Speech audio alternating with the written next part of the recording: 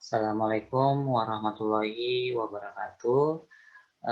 Selamat pagi, adik-adik sekalian. Alhamdulillah pada hari ini kita bisa berjumpa kembali dalam perkuliahan online, yang mana pada kesempatan ini kita akan melanjutkan pertemuan kita yang kelima mengenai mata kuliah manajemen SDM dan subtopik bahasan kompensasi dan motivasi. Nah, kedua aspek ini sebenarnya saling berhubungan satu sama lain. Jadi ketika misalnya nanti pada saat belajar ada beberapa hal yang bisa didapatkan atau learning outcome dari mata kuliah ini, yang mana diharapkan bahwa mahasiswa bisa memahami konsep kompensasi itu sendiri, mana nanti konsep kompensasi itu terbagi dari beberapa aspek, baik dari definisi kompensasi, kemudian nanti asas kompensasi, kenapa kita harus memberikan kompensasi, tujuannya kompensasi itu seperti apa, kemudian ada metode dan beberapa hal lainnya yang berhubungan juga dengan kompensasi. Yang kedua adalah kaitannya dengan motivasi. Diharapkan memang teman-teman bisa memahami konsep motivasi itu sendiri, baik dari pengertiannya, kemudian tujuan kompensasi, serta nanti ada beberapa kaitannya dengan teori motivasi itu sendiri.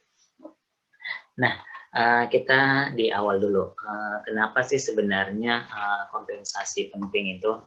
Kalau kita lihat bahwa namanya ketika kita bekerja dalam suatu organisasi atau institusi, itu karyawan kan bekerja dengan menjual tenaganya atau fisik dan pikirannya kepada si perusahaan tersebut.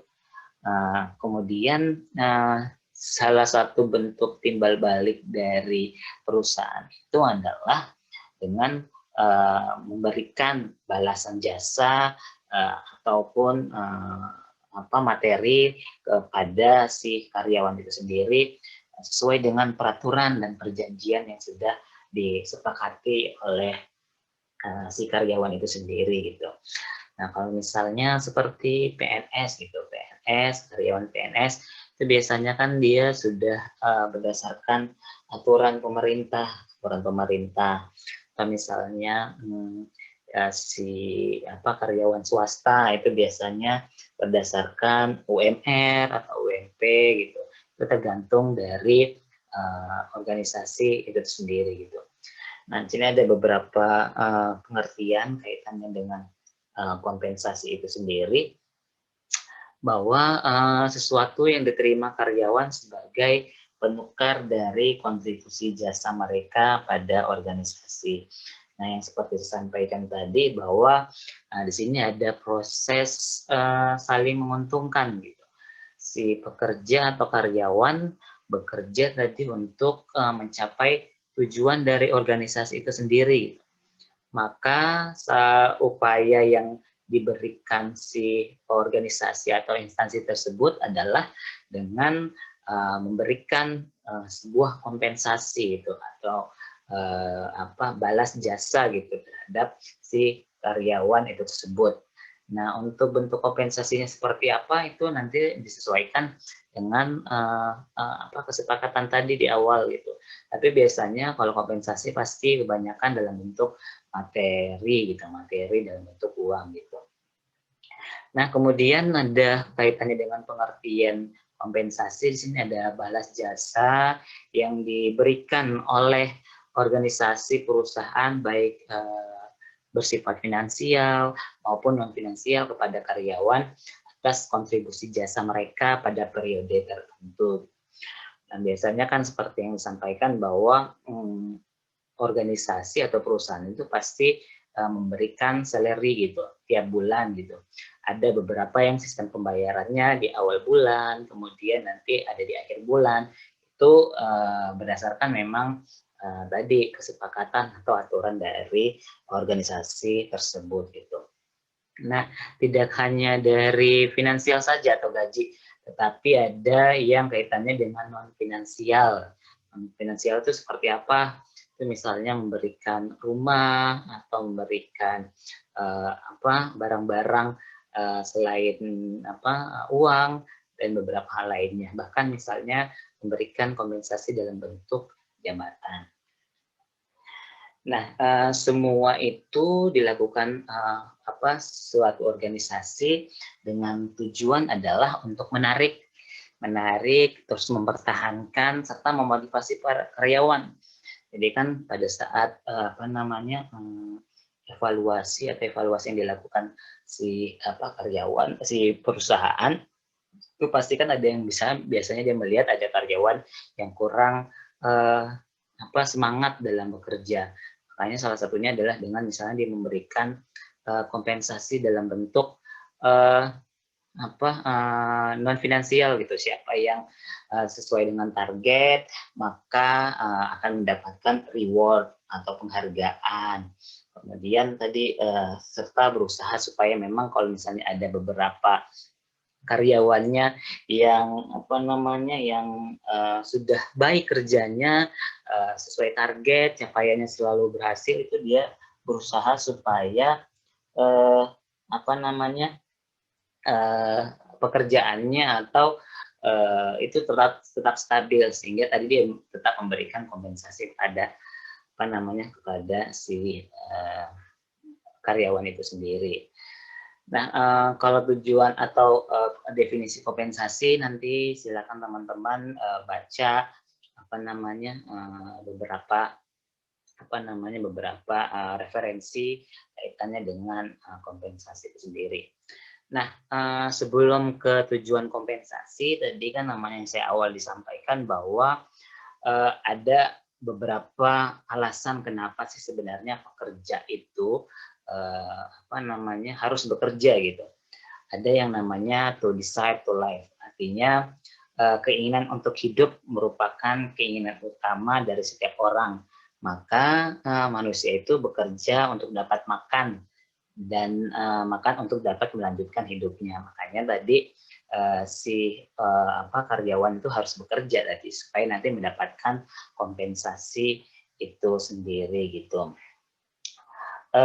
Kemudian ada beberapa hal yang ini, misalnya keinginannya dia bekerja karena ingin mendapatkan kekuasaan, kemudian ada ingin mendapatkan pengakuan dari orang lain, dan beberapa hal lainnya.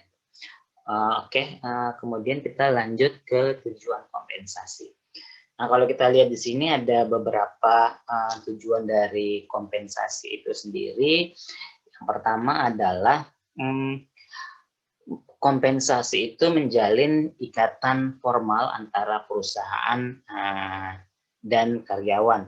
Tentu dengan pemberian kompensasi terjadilah tadi adanya ikatan kerjasama antara si majikan atau si bos dengan si karyawannya, yang mana karyawannya tadi harus mengerjakan tugas-tugasnya gitu dengan baik, sedangkan tadi si perusahaan atau si bosnya itu wajib membayarkan kompensasi sesuai dengan perjanjian tadi yang disepakati di awal gitu. Kemudian tujuan kompensasi adalah untuk kepuasan kerja gitu. Dengan balas jasa, maka karyawan akan dapat memenuhi kebutuhan-kebutuhannya, baik itu kebutuhan fisik, kemudian status sosial, dan egoistiknya, sehingga tadi memperoleh kepuasan kerja dari jabatannya itu sendiri. Itu yang kedua. Kemudian yang ketiga adalah tujuan dari kompensasi adanya pengadaan efektif. Jika misalnya program kompensasinya ditetapkan cukup besar, maka pengadaan karyawan yang qualified untuk perusahaan akan lebih mudah gitu. Makanya tadi kalau dalam proses pengadaan karyawan itu pasti banyak syarat-syarat yang harus sehingga nanti tadi untuk menghasilkan atau mendapatkan SDM yang baik, maka lebih mudah tadi dalam mendapatkan karyawan yang berqualified. Kemudian tujuan kompensasi yang kaitannya tadi di awal saya bilang itu adalah salah satunya adalah memotivasi karyawan itu sendiri. Nah, misalnya jika balas jasa atau kompensasi yang diberikan itu cukup besar, maka pasti si manajer itu atau si bosnya itu lebih mudah memotivasi bawahannya sendiri gitu. Itu yang kaitannya dengan memotivasi karyawan. Kemudian tujuan selanjutnya adalah menjamin stabilitas karyawan. Jadi kalau misalnya dengan adanya program kompensasi atas prinsip adil dan layak tadi serta eksternal konsisten yang kompetitif, maka memang stabilitas karyawan itu lebih terjamin karena tadi adanya turnover relatif kecil gitu. Kemudian tujuan lainnya dari kompensasi tadi meningkatkan disiplin. Kalau misalnya dengan adanya balas jasa yang cukup besar, maka pasti karyawannya itu lebih disiplin, semakin baik. Mereka pasti akan mulai menyadari bahwa mereka harus mentaati peraturan-peraturan yang sudah berlaku di institusi itu sendiri. Gitu. Kemudian yang berapa nih selanjutnya adalah menghindari pengaruh serikat buruh. Artinya bahwa dengan program kompensasi yang baik, maka pengaruh serikat buruh dapat dihindarkan dan karyawan akan berkonsentrasi pada pekerjaannya. Dan yang terakhir adalah pengaruh pemerintah. Pengaruh pemerintah jika adanya program kompensasi sesuai dengan undang-undang perburuhan yang berlaku, maka investasi pemerintah dapat dihindarkan. Nah, itu beberapa tujuan dari kompensasi. Nah, kalau kemudian itu nanti pada saat proses kompensasi itu pasti ada faktor-faktor yang mempengaruhi dari kompensasi itu sendiri. Nah, kalau kita lihat di sini ada penawaran dan permintaan tenaga kerja, kemudian ada kemampuan dan kesediaan perusahaan, kemudian tadi ada serikat buruh, kaitannya dengan tadi yang tujuan, kemudian ada produktivitas kerja karyawan, kemudian ada pemerintah dengan undang-undang dan Kepres-nya, kemudian kaitannya dengan biaya hidup, posisi jabatan karyawan, kemudian pendidikan dan pengalaman karyawan, hingga nanti jenis dan sifat karyawannya gitu. Nah, kalau kita lihat di awal kaitannya dengan penawaran dan permintaan tenaga kerja, nah misalnya jika pencari kerja atau penawaran itu lebih banyak daripada lowongan pekerjaan atau permintaan, maka kompensasinya kan relatif kecil. Sebaliknya, kalau misalnya jika pencari kerja lebih sedikit daripada lowongan pekerjaan, maka kompensasinya relatif besar. Kemudian yang kaitannya dengan kemampuan dan kesediaan perusahaan ini, misalnya apabila kemampuan dan kesediaan perusahaan untuk membayar semakin baik, maka tingkat kompensasinya juga akan semakin menaik, besar gitu. Kemudian sebaliknya juga seperti yang di sebelumnya tadi, jika kemampuannya atau kesediaan perusahaan untuk membayar kurang, maka tingkat kompensasinya juga relatif kecil gitu. Itu kaitannya dengan faktor kompensasi yang berhubungan dengan kemampuan kesediaan perusahaan. Nah, serikat buruh ini atau kaitannya dengan organisasi karyawan. Nah, apabila serikat buruhnya kuat dan berpengaruh, maka tingkat kompensasinya semakin besar gitu. Nah, sebaliknya jika serikat buruhnya tidak kuat dan kurang berpengaruh, maka tingkat kompensasinya relatif kecil gitu. Kemudian kaitannya dengan pemerintah dan undang-undang, biasanya kan pemerintah dengan undang-undang atau Kepres-nya itu menetapkan besarnya batas upah atau batas jasa minimum, atau biasanya teman-teman biasa kenal yang namanya UMR, upah minimal regional atau upah minimum provinsi atau UMP. Nah, sebenarnya peraturan pemerintah ini sangat penting supaya si pengusaha itu atau pengusaha itu atau organisasi itu tidak sewenang-wenang menetapkan besarnya balas jasa bagi karyawan. Kemudian pemerintah memang berkewajiban melindungi masyarakat dari tindakan sewenang-wenang itu. Nah, kalau ini memang beberapa saya juga pernah mendapatkan kasus ini bahwa beberapa organisasi itu dia membayarkan tidak sesuai dengan UMP gitu. Padahal sebenarnya kita bisa protes gitu karena pekerjaannya itu lebih banyak, bebannya banyak, tetapi gajinya atau kompensasinya itu sangat kecil. Maka memang kita bisa sebenarnya untuk mempertanyakan itu pada organisasi atau institusi tersebut. Nah, kemudian kaitannya biaya hidup. Apabila misalnya biaya hidup di daerah tinggi, maka pasti tingkat kompensasinya upahnya semakin besar. Sebaliknya jika tingkat biaya hidup di daerah itu rendah, maka tingkat kompensasinya itu relatif kecil. Misalnya kita bandingkan antara Jakarta, misalnya Jakarta dan di mana di Jogja, kebetulan saya pernah tinggal di Jogja. Nah, kalau di Jakarta itu pasti kompensasinya lebih besar gitu, mungkin di atas, saya lupa berapa ini, katanya mungkin sekitar di atas 3 juta gitu. Sedangkan misalnya di Jogja itu 1,7 kalau nggak salah, 1,7 ya nggak salah. Nah, tapi nanti teman-teman silakan buka di internet, cari di internet kaitannya dengan UMP itu sendiri itu. Itu kan tadi ada berbeda, kalau kita lihat biaya hidup di Jakarta itu pasti lebih mahal gitu, lebih mahal, lebih besar gitu, sehingga memang kompensasinya juga semakin naik gitu. Kalau di Jogja itu lebih murah kita hidup, jadi pasti juga kompensasi itu lebih rendah gitu. Jadi mungkin teman-teman bisa bandingkan bandingkan beberapa kota itu sendiri. Nah, kemudian posisi jabatan karyawan.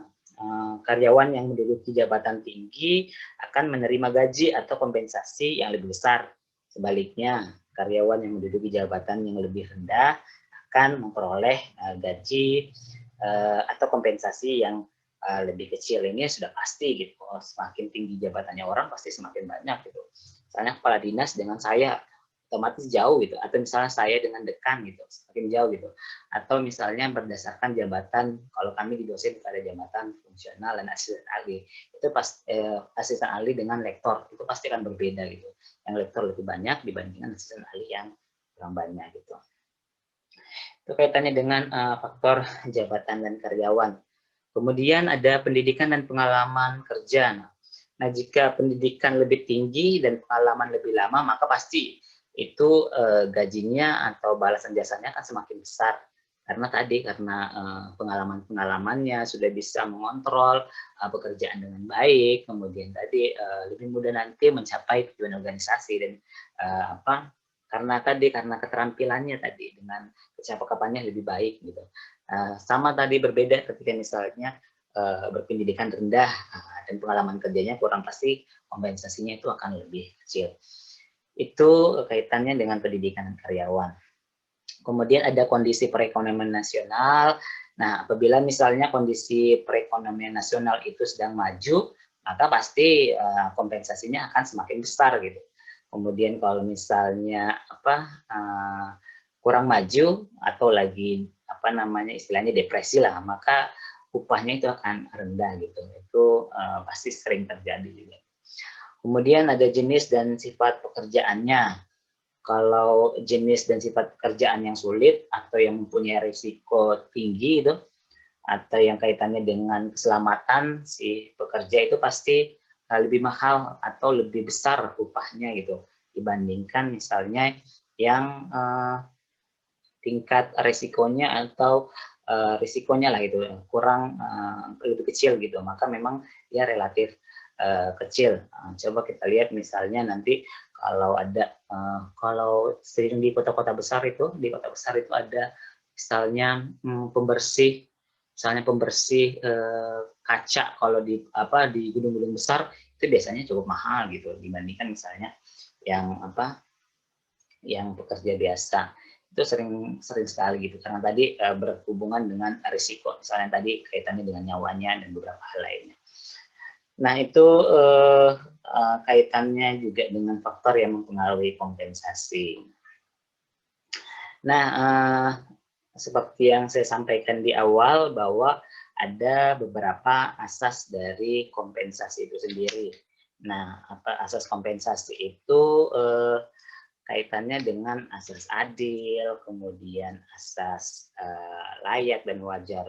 Kalau asas adil itu kan tadi besarnya kompensasi yang dibayar pada setiap karyawan harus disesuaikan dengan prestasi kerjanya, kemudian jenis pekerjaannya, kemudian risiko pekerjaan, tanggung jawab, jabatan, dan memenuhi internal konsistensi. Artinya bahwa misalnya kalau kita pada saat dikerja di itu jangan kita apa namanya karena dia keluarga kita jadi kita memberikan gaji yang besar. Nggak seperti itu gitu, tapi harus disesuaikan juga dengan faktor-faktor yang sudah disebutkan di atas tadi, jenis pekerjaannya, risiko pekerjaannya, dan beberapa hal lainnya. Kemudian kompensasi itu harus asas layak dan wajar.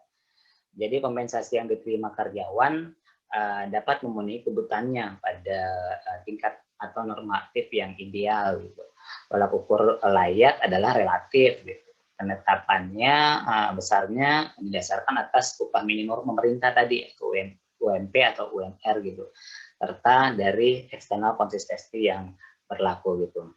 Jadi memang kita harus layak memberikan sesuai dengan qualified-nya. Itu beberapa asas kompensasi gitu. Nah, kemudian ada beberapa pengelompokan dari kompensasi. Ada yang kompensasi langsung, kemudian ada kompensasi tidak langsung, serta ada kompensasi non finansial. Nanti ini ada contohnya. Kalau kita lihat di sini ada beberapa contoh kompensasi finansial itu yang langsung seperti apa, misalnya upah, gaji, komisi, bonus.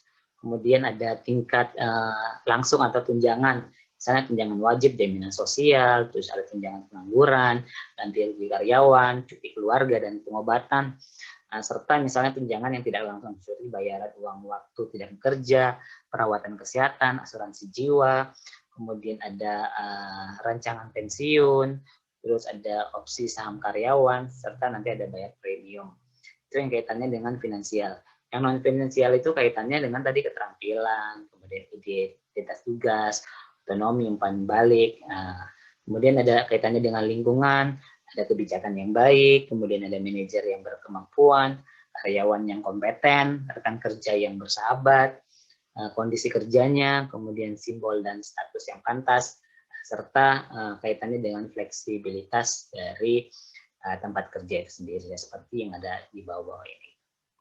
Itu kaitannya dengan jenis-jenis kompensasi. Ini kaitannya kalau seperti di awal tadi memang kaitannya antara pemberian kompensasi itu dengan jabatan gitu. Jadi semakin tinggi jabatan seorang maka semakin besar pula tadi kompensasi yang diberikan kepada si karyawan itu sendiri gitu. Nah, ini kemudian ada beberapa sistem kompensasi. Nah, ada sistem waktu, ada jam, mingguan, ada bulanan gitu. Kalau kita lihat ini yang kemarin masih kasus yang baru-baru terjadi terkait undang-undang Cipta Kerja. Nah, itu misalnya bayarnya per waktu. Kalau di Indonesia kan biasanya memang dia bayarnya per bulanan gitu. Per bulanan. Nah, kalau waktu itu biasanya kalau di luar negeri itu biasanya memang bayarnya per waktu gitu, per jam gitu. Jadi kadang-kadang ada beberapa misalnya ketika kita sekolah di sana gitu, sekolah di luar negeri, kita mau bekerja paruh waktu, nah itu hitungnya per jam gitu. Ada juga misalnya per mingguan, tapi kalau kita di Indonesia kebanyakan memang hitungnya per bulan. Kemudian tadi ada sistem hasilnya gitu. Sistem hasilnya ini kaitannya besar kompensasi diterapkan atas kesatuan unit yang dihasilkan pekerja. Misalnya dia berapa per potong, kemudian per meter atau per liter, dan beberapa hal lainnya gitu. Itu yang kaitannya dengan sistem hasil gitu. Kemudian ada merit pay. Merit pay ini kayaknya sistem borongan gitu. Jadi cara pengupahannya, penetapan besarnya jasa itu disasarkan atas volume pekerjaan dan lamanya dia mengerjakan, serta ada bayaran variabel atau bonus. Itu sistem kompensasi. Mungkin sampai situ saja kaitannya dengan kompensasi. Kita lanjut ke motivasi. Sebenarnya salah satu cara ketika kita tadi meningkatkan kinerja karyawan adalah dengan tadi memberikan kompensasi. Motivasinya adalah yang meningkat. Nah, kalau kita lihat dari definisinya, ini ada beberapa kata yang awalnya kalau kita lihat dari bahasa Inggris, bahasa Latinnya dia to move, artinya menggerakkan gitu, atau kekuatan yang menggerakkan supaya memang kita berperilaku tertentu tadi. Misalnya tadi di perusahaan atau di instansi itu bagaimana caranya supaya kita menggerakkan karyawannya supaya bisa lebih produktif atau bisa mencapai target sesuai dengan yang diharapkan dan beberapa hal lainnya gitu. Kemudian ada kaitannya motivasi adalah suatu keahlian gitu, di mana seorang itu atau pemimpin pasti mengarahkan pegawainya dan organisasi harus mau bekerja secara berhasil sehingga keinginan pegawai dan tujuan organisasi sekaligus tercapai gitu. Jadi tidak hanya dari tujuannya saja, tetapi keinginan pegawai juga itu harus diperhatikan gitu.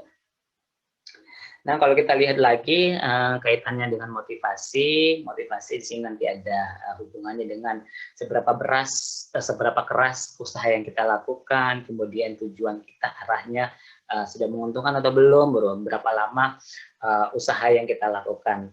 Nah, biasanya ini tadi tujuannya adalah supaya kita bisa mencapai tujuan dari organisasi itu sendiri.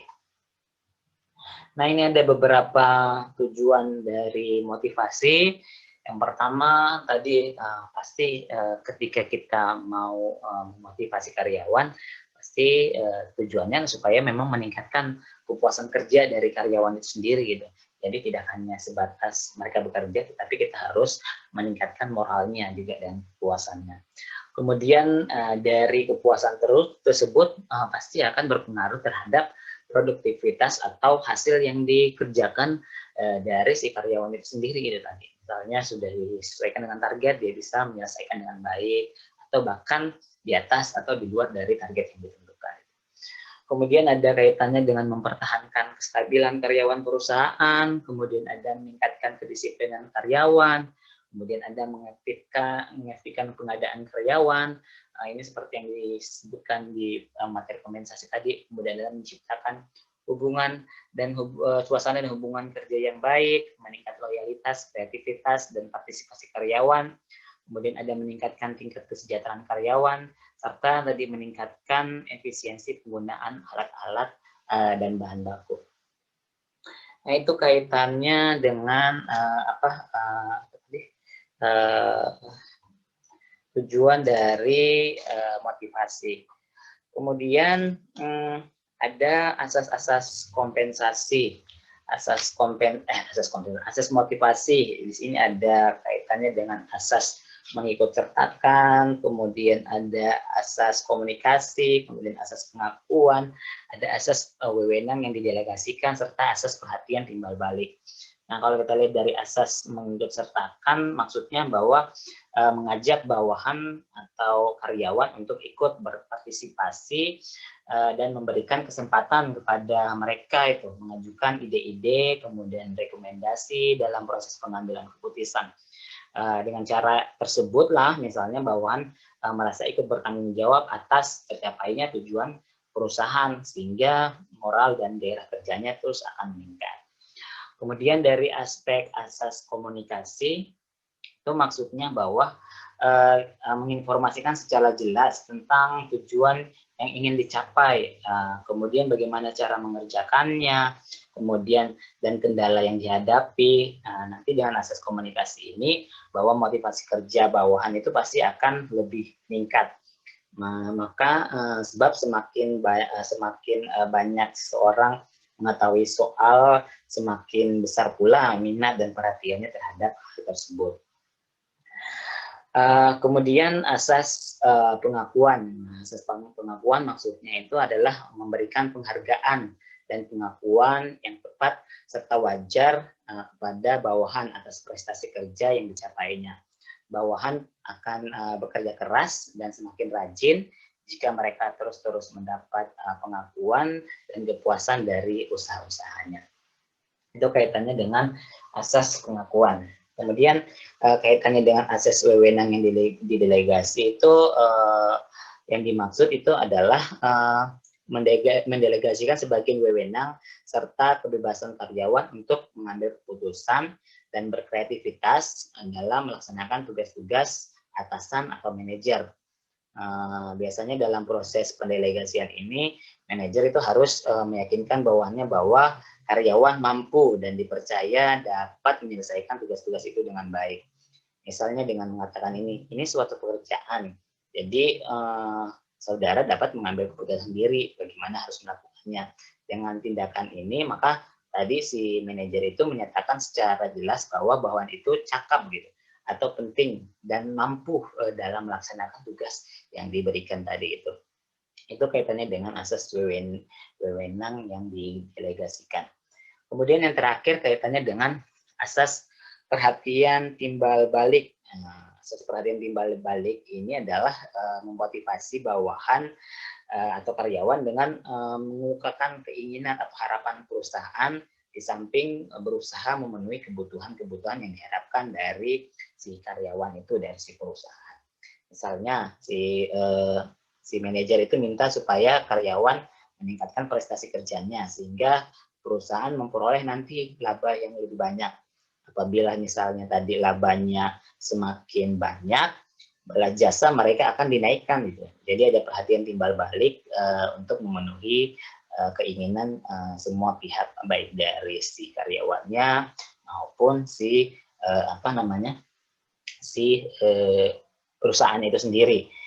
Dengan asas tadi, motivasi terus tadi diharapkan memang si karyawan itu prestasinya akan meningkat. Itu kaitannya dengan asas-asas motivasi. Kemudian ini ada beberapa dari model motivasi, nanti mungkin bisa dicari, tapi kaitannya bahwa model tradisional ini dia mengungkapkan bahwa memotivasi bawahan agar gairahnya meningkat, maka perlu ditetapkan namanya sistem intensif tadi yang di awal tadi, kompensasi gitu. Kalau kita memberikan kompensasi kepada karyawan yang berprestasi baik, maka semakin banyak produksi, semakin pula balas jasanya semakin baik. Jadi prestasi kerjaan itu bisa kita kita dapatkan dari memberikan motivasi tersebut. Nah, kemudian tadi kaitannya dengan model hubungan manusia, di mana pada model ini dia lebih mengemukakan bahwa untuk memotivasi bawahan supaya gairah kerjanya meningkat, ialah dengan misalnya mengakui kebutuhan sosial mereka dan membuat mereka merasa berguna dan penting dalam organisasi itu sendiri. Kemudian yang terakhir adalah kaitannya dengan model sumber daya, yang mana pada model ini karyawan itu dimotivasi oleh banyak faktor gitu. Jadi bukan hanya dari uang atau barang dan keinginan ya akan kepuasan, tetapi juga kebutuhan akan pencapaian pekerjaan yang berarti gitu. Kalau model ini cenderung memperoleh kepuasan dari prestasi yang baik. Nah, itu kaitannya dengan model motivasi. Kemudian ada metode motivasi. Metode motivasi ini ada dibagi dua, ada metode langsung dan metode tak langsung. Nah, kalau metode langsung ini motivasinya itu dalam bentuk material ataupun non material yang diberikan secara langsung kepada setiap individu karyawan tadi untuk memenuhi kebutuhan serta kepuasannya. Jadi biasanya ini sifatnya khusus seperti pujian, kemudian penghargaan, tunjangan hari raya, bonus, serta misalnya bintang jasa gitu. Kalau misalnya di PNS itu ada biasanya bintang jasa setiap 10 tahun bekerja itu ada bintang jasa. Kemudian ada metode tidak langsung, biasanya motivasi yang diberikan yang merupakan fasilitas-fasilitas yang mendukung serta menunjang gairah kerja atau kelancaran tugas sehingga si karyawan itu betah dan bersemangat melakukan pekerjaannya. Misalnya seperti kursi yang empuk, kemudian mesin-mesin yang baik, ruangan yang kerja yang dingin, sejuk, dengan AC tadi nyaman, kemudian suasana pekerjaan yang serasi, serta beberapa hal lainnya yang berkaitan dengan hal tersebut. Kemudian ada alat motivasi. Alat motivasi ini kaitannya dengan material atau insentif. Material insentif dengan non insentif. Ini mungkin teman-teman sudah sering mendengarkan material intensif itu seperti apa itu. Jadi kalau material intensif itu motivasinya bersifat material tadi sebagai imbalan atas prestasi yang diberikan oleh karyawan gitu. Biasanya tadi dalam bentuk uang atau barang-barang. Kemudian yang non material insentif itu biasanya motivasinya tidak berbentuk materi. Jadi biasanya berupa penempatan yang tepat, misalnya dia tempatkan di misalnya di HRD atau di mana gitu. Nah, tadi kaitannya juga dengan misalnya pekerjaannya yang terjamin, kemudian ada piagam penghargaan yang diberikan, bintang jasa, serta kita bisa berubah perlakuan yang wajar kepada si karyawan itu dan beberapa hal lainnya yang kaitannya dengan non-material. Mungkin itu kaitannya dengan alat motivasi, kemudian juga bahwa dalam kita memotivasi karyawan itu ada beberapa hal yang perlu kita perhatikan yang kaitannya adalah dengan tujuan gitu. Tujuan mengetahui kepentingan, komunikasi efektif, integrasi tujuan, sampai ke teamwork gitu. Kalau dari tujuannya sendiri,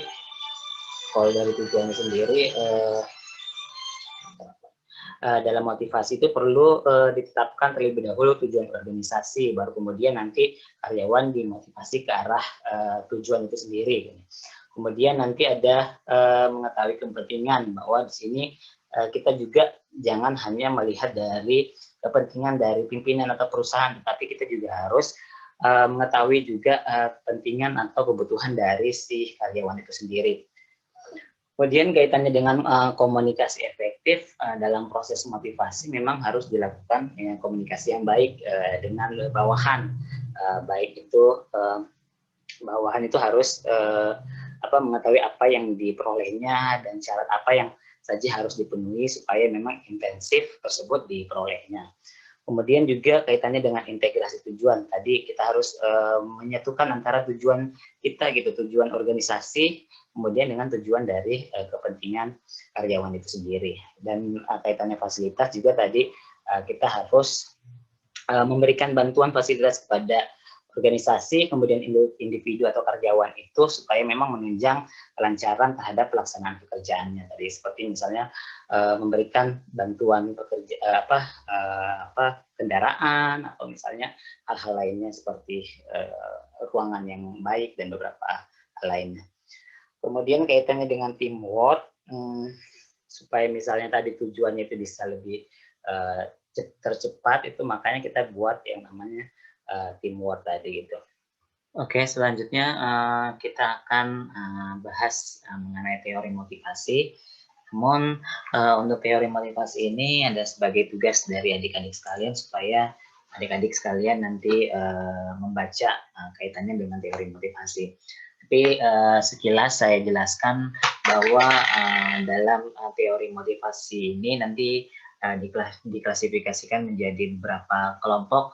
Yang pertama adalah kaitannya dengan teori kepuasan atau konten teori. Konten teori nanti ini konten teori ini lebih bagaimana memusatkan pada apanya yang motivasi. Dalam artian ini bagaimana cara kita untuk menganalisis kebutuhan dari karyawan itu sendiri. Kemudian nanti ada teori proses. Proses teori di sini lebih memusatkan pada bagaimana sih bagaimananya motivasi itu sendiri gitu. Dalam hal ini kita memahami proses berpikir itu sendiri. Nah, nanti dari teori-teori ini akan dibagi beberapa penganut teori motivasi kepuasan. atau konten teori. Nanti ada teori hierarki kebutuhan manusia, kemudian ada teori dua faktor Frederick, teori kebutuhan Chelans, terus Aldebaran ERG teori. Sedangkan kalau nanti proses teori itu teori harapan, kemudian ada teori keadilan. Sebenarnya klasifikasi yang satunya adalah teori pengukuhan atau reinforcement teori. Jadi tugas teman-teman adalah selanjutnya silakan membuat artikel kaitannya dengan semua teori ini, kemudian nanti disatukan gitu. Artikelnya nggak usah terlalu banyak semua teorinya, tetapi ambil ada hal-hal yang penting dari kesemua teori itu sendiri. Mungkin untuk itu saja pertemuan kita kali ini kaitannya dengan kompensasi dan motivasi. Semoga pembelajaran ini bisa bermanfaat buat adik-adik semua. Saya akhiri, wabillahi taufiq wal hidayah. Wassalamualaikum warahmatullahi wabarakatuh. Terima kasih.